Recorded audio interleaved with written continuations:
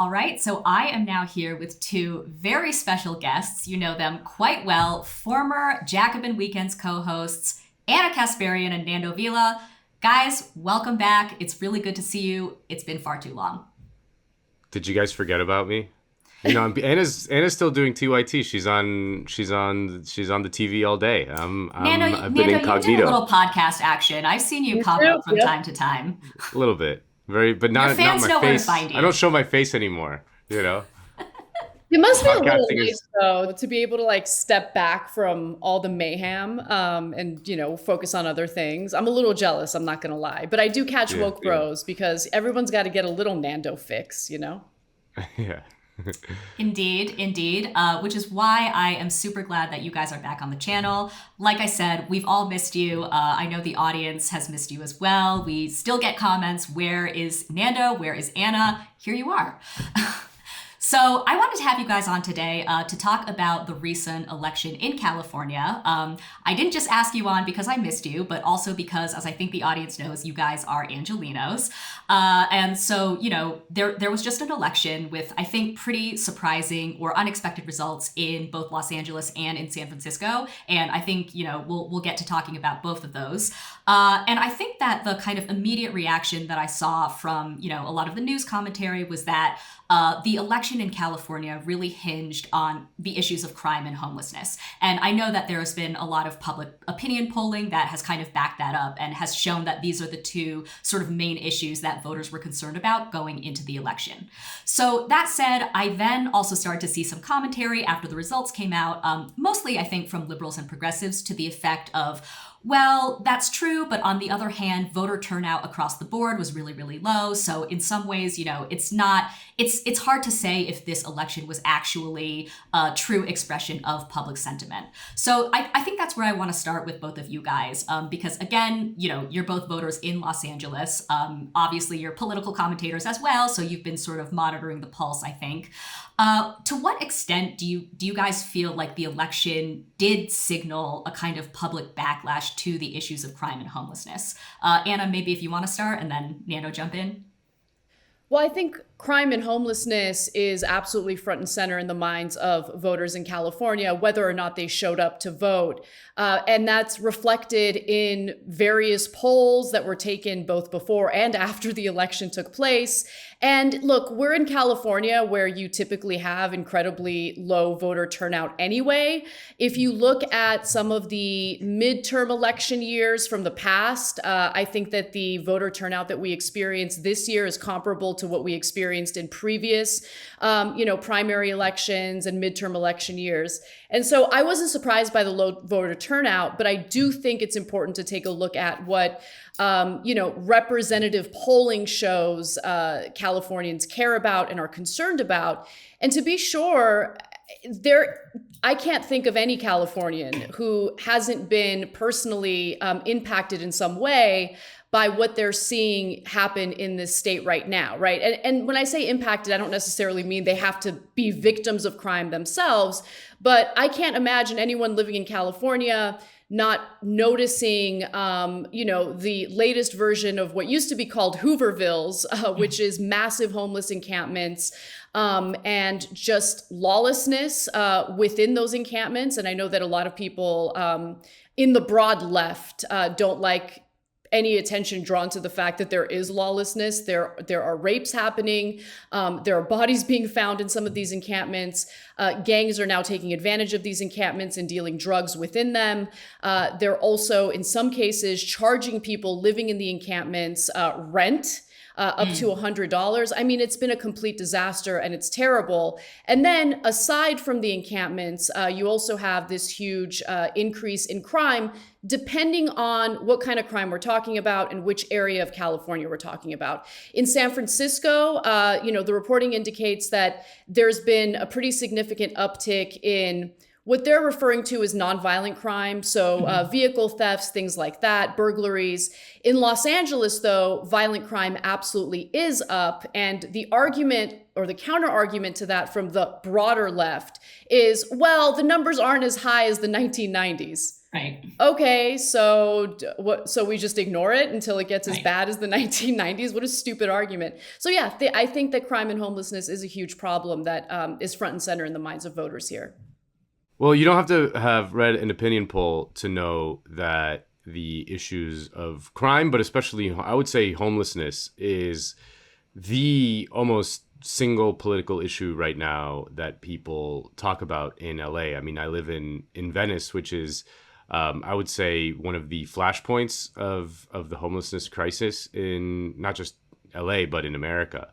And it's just people around here. It's the one thing they talk about. And also when I talk to people who don't live in Venice and they're like, oh, where do you live? And I'm like, I live in Venice. And then they're like, oh my God, like how do you do it?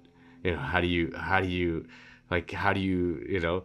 And I'm like, well, I mean, I have certain advantages. I'm 6'3", and you know, and so I get away with more than most. But no, it is absolutely the kind of you know, if I were to say that the election hinged on it, yeah, absolutely. I mean, you know, or to the extent that the election was about anything, it was about this.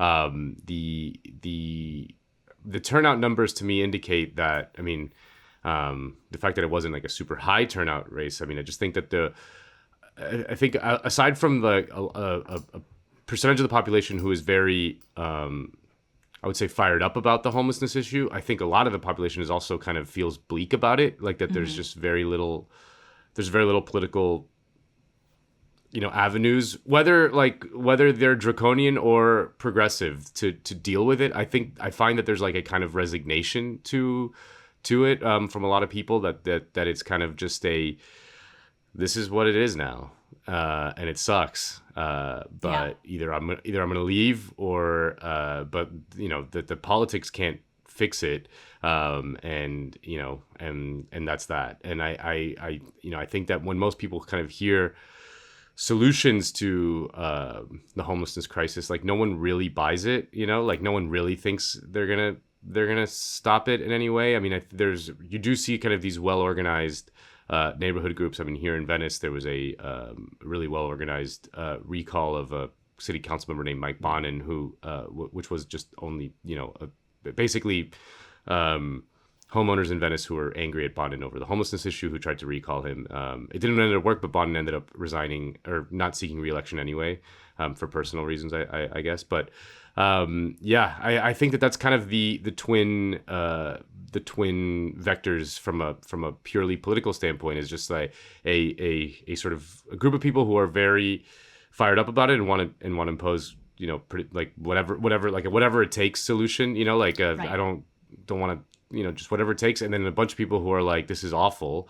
And I don't know what to do about it. And I don't really believe anyone who's going to be in power is going to do anything about it anyway. Yeah, I mean, that was something that struck me about the low turnout, and specifically like the group of liberal commentators who are kind of like, oh, well, we can't really draw conclusions about the election because turnout was so low. I was kind of like, well, low turnout in and of itself is telling you something, which is that in LA, nobody felt compelled to come out to vote for Karen Bass, right? Or in, you know, San Francisco, nobody felt compelled to come out and stop the recall of Chesa Boudin. I mean, I think that those things sort of speak to what you were getting at, Nando, that like, on the one hand, you kind of have this like fired up activist base of people who want to either recall Chesa Boudin or install politicians who they think are going to be more law and order or who are going to crack down on homelessness. And then on the other hand, you have a kind of segment of the electorate that just feels, I don't know, burned out or, you know, bleak, as you were saying. But Anna, I want to go back to something that you were saying about kind of the perception of crime, and also this line that I think we sometimes hear from liberals and progressives, which is that, you know, crime's not that bad, or it's not as bad as it was in the 90s, I think is something that you said you had heard. This, I think, came up a lot when people, and especially liberals and progressives, were looking at the recall of Chesa Boudin up in San Francisco. I know that there was kind of a line of commentary that came out after the election that, you know, pointed out that actually crime went down during Chesa Boudin's tenure. I think that, you know, both violent crime and, you know, nonviolent or property crime went down, depending on, you know, which statistics and which reports you look at. And I don't doubt that that is true. I'm sure that the crime statistics actually show that. Now, that said, there's obviously a disconnect between what the official crime statistics show and what people in San Francisco are obviously feeling, right? And I want to bring up two tweets that I found because I think that they kind of encapsulate this sort of attitude or this kind of perspective from the media and specifically from progressives that I've been hearing a lot. So one tweet I found reads, "Congratulations to San Francisco's hysterically reactionary media for carrying this Koch-funded recall over the finish line, ensuring that reforming America's brutal criminal justice system drifts ever further out of reach." So obviously this tweet is kind of pinning the blame for the recall on both, as he puts it, a reactionary media and Koch money, both of which I'm sure were factors in the race.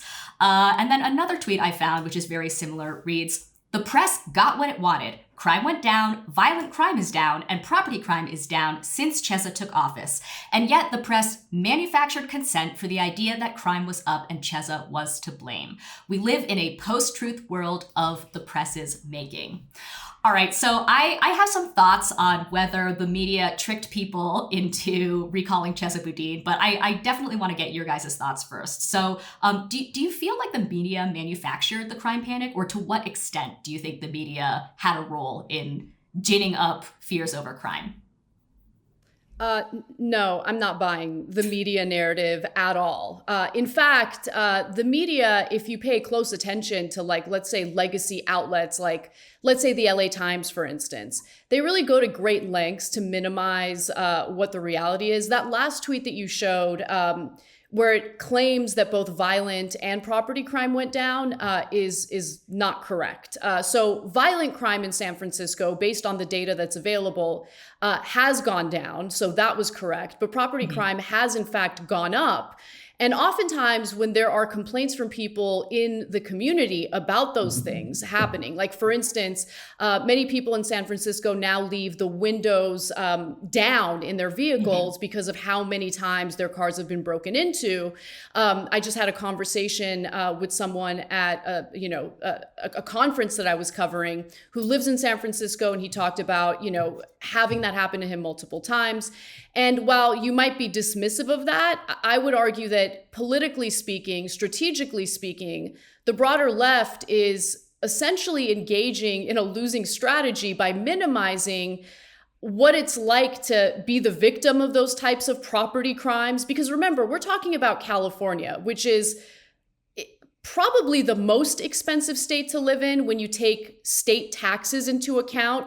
We're dealing with a drought where we're now having our shower time monitored in some cases, where we're being told that we can't water our lawns or whatever on certain days of the week. Like, we're being constantly squeezed in so many different ways. We're paying more and more money just to be able to live here. And then at the same time, to hear the broader left argue that, well, these property crimes are no big deal. This is just about quality of life issues. Who cares? Well, okay. I mean, if you think that the left is going to generate power, political power by using those arguments, you'd be mistaken.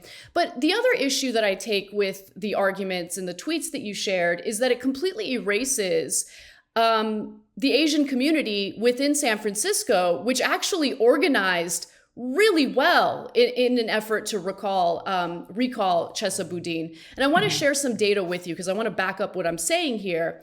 And let me also just note that this community was definitely acknowledged when there were attempts to make a point about how the Trump administration was pushing these racist, anti-Asian narratives, which was true. But when they wanted to make the point about that, they acknowledged what the Asian community in San Francisco was experiencing. When it came to what their genuine concerns are, which is the uptick in hate crimes, all of a sudden their concerns are erased from the general media, including the legacy media, which I mentioned earlier. So as Noah Smith wrote in Substack, Boudin was simply tone deaf when it came to dealing with the wave of anti-Asian attacks that has afflicted the country and San Francisco over the last 2 years. There was the time where he said that the murderer of an 84-year-old Thai man was simply throwing a temper tantrum, There was a time Chesa dropped charges against a man who videoed an anti-Asian hate crime for fun.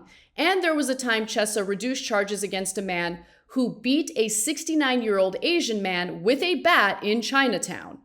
And guess what? That had a huge impact on public opinion among the AAPI community there. So for instance, the San Francisco Standard voter poll found that 67% of Asian American and Pacific Islander voters were in favor of the recall, which was significantly higher than other racial groups. In fact, the recall had the support of 52% of Hispanic voters, which, by the way, is still a majority, 51% of white voters, and only 34% of Black voters. And overall, 57% of respondents supported the recall, 22% opposed the recall, and 21% were undecided. I give you those details because you can't ignore what the community there genuinely is experiencing, what they're concerned about. And again, if you're actually concerned about criminal justice reform, telling people that what they're experiencing is no big deal ain't the way to go. They're going to stop trusting you. They won't find you credible. Yeah, I mean, I think that when people talk about like the crime statistics and the perception of crime and all that, I get the sense that like crime goes up and down. I mean, it's obviously non-linear. There was a huge crime wave in the we had Assad Haider on the show to talk about this, but like kind of starting around the 60s, all throughout kind of the 1980s, and then kind of crime started going down, and maybe there's an uptick now. Like there's these kind of big macro trends, and it's important to understand that I really think that the perception of crime, which is obviously a very real political phenomenon, whether the crime is up or down or not is almost immaterial.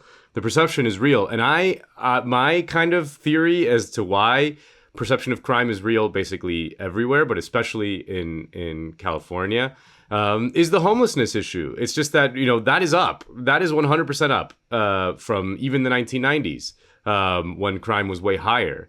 And I think that the homelessness issue is a visible reminder of crime that is a daily reality for a lot of people in a way that, even when crime is at its highest, the chances of you being mugged or whatever are still relatively low on any day, on any given day. Whereas if you live in LA or in San Francisco, the chances of you interacting or seeing a homeless person is basically 100%. If you just go out onto the street, and I think that is definitely and again, I think that to me the kind of root issue to a lot of this stuff is the homelessness crisis. I mean, again, I think arguing about whether people's perceptions of crime is real or not is definitely losing battle, because all you got to do is see is that it is real, and then you got to figure out what you do about it. And to me, the real reason for that, whether legitimate or not, it doesn't matter, is that homelessness is a kind of daily reminder of crime and the potential of crime. Can I jump in real quick? Because I think there's a lot of truth to what Nando's saying. And it makes me feel like a little sick acknowledging how realistic that argument is, because the fact of the matter is there are a lot of people suffering in California. As I mentioned, it's an incredibly expensive state to live in. We do have a housing crisis, no question about that. And there are different ideas in regard to how to build enough housing to keep up with demand. And yes, NIMBYism is a huge problem in the state as well. But there are other elements to it that I think have been downplayed or ignored, primarily the very real issue of drug abuse and the very real issue of untreated, undiagnosed mental health issues among the homeless population. And so it's not just that, Californians are seeing poor people, and just by the very nature of having to see poor people, they think crime is up. No, it's because of what drug abuse and, untreated mental illness tends to lead to within these encampments. And I think part of the reason why there's such low voter turnout is because we've heard possible solutions, nuanced solutions, allegations of passionately wanting to do something about this from our elected lawmakers over and over and over again. And the situation has only gotten worse. And it's gotten to a point where, people are afraid to speak out, because if you speak out, you're automatically labeled a reactionary. But I think that this is just as important as any other bread and butter issue. People want to live in safe communities. They want to enjoy their, public parks, which their taxpayer money pays for. They want to feel safe walking their dogs. I was sexually assaulted recently when I was walking my dog and picking up his poop. As I was doing it, two guys walked by. One of them grabbed me by my hips and started to dry hump me in front of, just out there, out in the open, and I had no way of protecting myself. And it feels so demoralizing and terrible to have those instances minimized by people who purport to be on the left. I want to pick up on that by, asking you what you think a kind of better response from progressives and from liberals might be. Because I think about this all the time, honestly. Like, I think that I've expressed to you that I have often been frustrated by, kind of the knee-jerk response of many progressives to, as we've been talking about, say that public concerns over crime are only driven by, reactionaries or by the media, or that crime is fake, basically, or that, the statistics that, the statistics show that there's no crime wave happening or whatever. I mean, even if those things are true in some cases, although as you've pointed out, like often it's not as clear cut as people make it out to be. Even if those things are true, like I just don't think that that's the way that you address people's concerns, right? And I will also point out that, when you look at the demographics and the socioeconomic backgrounds of people who express concerns about crime, the voters who consistently express concerns about crime are overwhelmingly working class.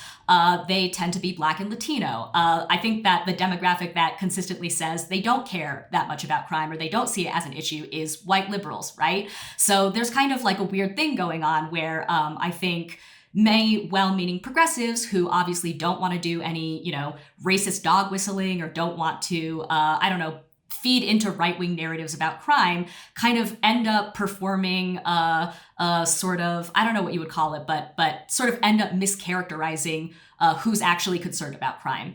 So all that said, I also want to acknowledge that obviously the left has an uphill battle, to say the least, when it comes to the issue of crime, because the right can come in and they can say, we need more police, we need, stiffer sentences, we need to throw more people in jail. And that's actually relatively easy for them to do like tomorrow, right? But the left solution is things that are more long-term because, we're calling for things like public investment, expanded public investment, social provision, a stronger social safety net. And those aren't things that you can actually just turn around tomorrow. So that's all to say that obviously the left, broadly speaking, is in a pretty tough position when it comes to this particular issue. And I don't think that there are any easy answers, but I'm wondering if you have any thoughts, being kind of on both sides of the issue, how you think that, progressives should be talking about this issue. Well, first off, let me just say, I agree that the root causes are critical to address. And honestly, the way I see it now is there are short-term and long-term goals, right? So the long-term goal, clearly, because of how little power the genuine left has, right, the long-term goal is addressing those root causes and building a robust social safety net, which includes things like Medicare for all. So people who have mental health issues are getting the treatment that they need, ensuring that we do have the housing necessary to keep up with demand and to ensure that it's as affordable as possible. And by the way, when I say affordable, I don't mean what we're also experiencing in California, which is making me like want to rip my hair out. There's a problem with NIMBYism. But there's also a problem with what tends to happen when zoning laws are loosened. And we tend to put the cart before the horse. What I mean by that is, if we don't have certain protections in place to ensure that the housing that ends up getting built is genuinely affordable housing, as opposed to like at market housing or luxury condos and apartments, then we're going to be screwed. Every time we see a new building go up, it's not affordable housing. They'll say it's mixed use. A tiny, tiny percentage of the units might be affordable housing, but even that's not guaranteed. And so it's really important for us to think about how to do things methodically, strategically. I'm all for loosening the zoning laws. We absolutely need to do that. But we also have to have regulations in place to ensure that we ban foreign investment, i.e. money laundering into our real estate here. We need to ensure that it is in fact affordable housing and not luxury units. Okay, but putting all that aside, short term, I have seen models that have worked, but interestingly enough, there are activist groups in California that have protested them, even though it makes no sense. So there have been these tiny home communities popping up in Los Angeles. There's one not too far from where I live, and I think it's freaking wonderful. Like, there were NIMBYs that were like, no, we don't want this. It's gonna generate crime in our area. And I was like, no, these people need housing. And it's not just housing, it's also services for people who live within this tiny home community. It's been wonderful. And I think that we can replicate this model and do so quickly. And that's really the part of the equation that's super important, because Eric Garcetti in Los Angeles decided, well, you know, we're going to take this extra revenue generated from HHH, which is a ballot initiative that Californians or people in Los Angeles overwhelmingly approved. It raised our taxes to build more housing. Well, he ended up doing all these sweetheart deals to his real estate developer buddies, and each unit is costing over $800,000, and it's taking far too long to build it. The tiny home communities are obviously more affordable. We can get them up quicker to, you know, get people off the streets as soon as possible. But there's a very robust protest against it, because activists think that putting people in tiny homes is somehow inhumane, even though like there's like a whole hipster trend of people like choosing to live in tiny homes. So I don't really get it. So there are things we can do in the short term that could work. The question is, are we willing to do it? And there's a tricky question regarding, well, what do you do if you offer housing to someone and they refuse to take the housing because it would require them to get clean, right? Like, let's say they're addicted to a drug or whatever. I'm in the camp of, no, you can't just like waste away on the streets, and you can't just camp wherever you want. You got to take the housing. So I would compel them to take the housing and get clean. So yes, I would force rehabilitation. I want to bring Nando back in just to kind of wrap things up on this last question, which is, another sort of narrative that I've seen sort of post-election is a lot of people are saying, well, you know, the election in Los Angeles and the election in San Francisco sort of show that these cities are not as liberal or like not as progressive as people make them out to be. And they point out some of the things that you just talked about. They're obviously, you know, very wealthy developers, NIMBYs, various real estate interests that are kind of blocking progressive housing changes.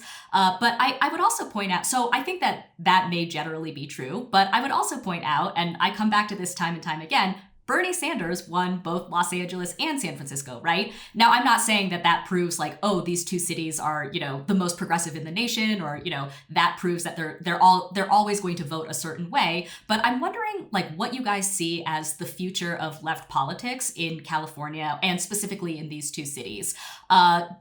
Can something about Bernie Sanders' win plus this recent, primary election tell us anything about what's going on with left organizing and left politics in these two cities? Maybe Nando, if you want to start. Yeah, I mean, I think that broadly speaking, it is true that California is more progressive, but I think what really happens is that the smaller the political unit, the kind of more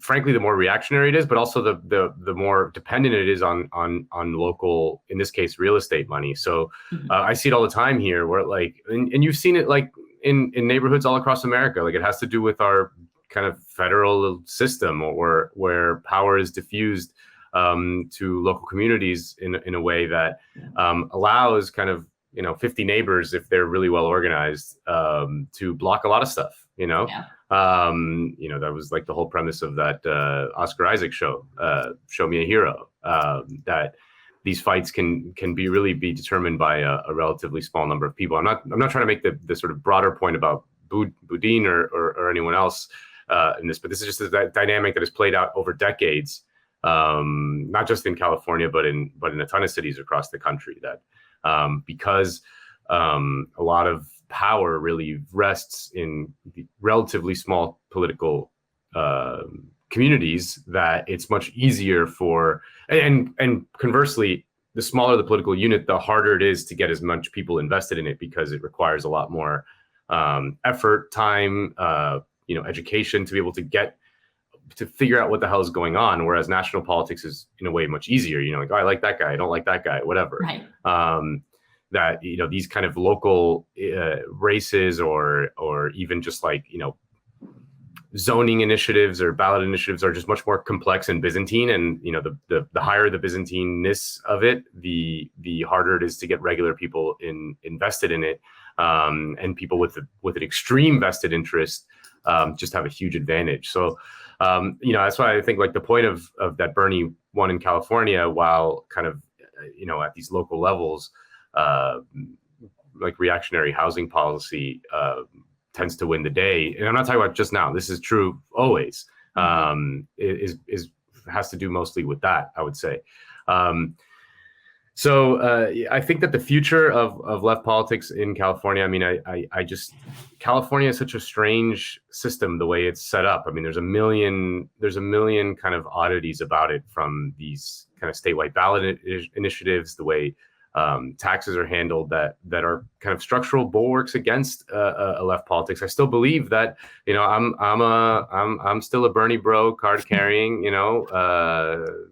tried and true. And I do still believe that Bernieism is kind of the best way to do it, and I do think that the potential for like a sort of Sanders-esque movement around kind of, especially around the Latino communities in the American Southwest, has a lot of potential. But in the near term, the political avenues for any left politics in California, and really anywhere in America, are very bleak. I mean, there's just no opening at all. And I don't know. I just don't think it's the moment right now. Like, it's just not. The moment there was a moment and it passed and we lost, and now we lost. It sucks. Right. And things might change, and things sometimes change more rapidly than we would think. But it's certainly not right now. Yeah, I overwhelmingly agree with you, but I do think that we should take this moment as a teachable moment and learn from mistakes made along the way. And I do genuinely think that, underestimating the genuine or the sincere concerns of working people is just a bad way to go. I would just say one of the biggest mistakes we could make is to just become too dogmatic, rather than taking a look at what we have in front of us and figure out what we can do to make people feel secure financially, safe within their communities. These are things that everyone wants. And if the left brands itself as the group that wants to essentially turn, the bad guys into victims and the victims into bad guys, again, I just genuinely don't see that as a winning strategy.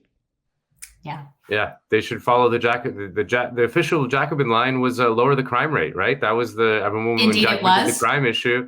I take my orders from the Comintern. If Comrade Bhaskar says lower the crime rate, then we got to do it.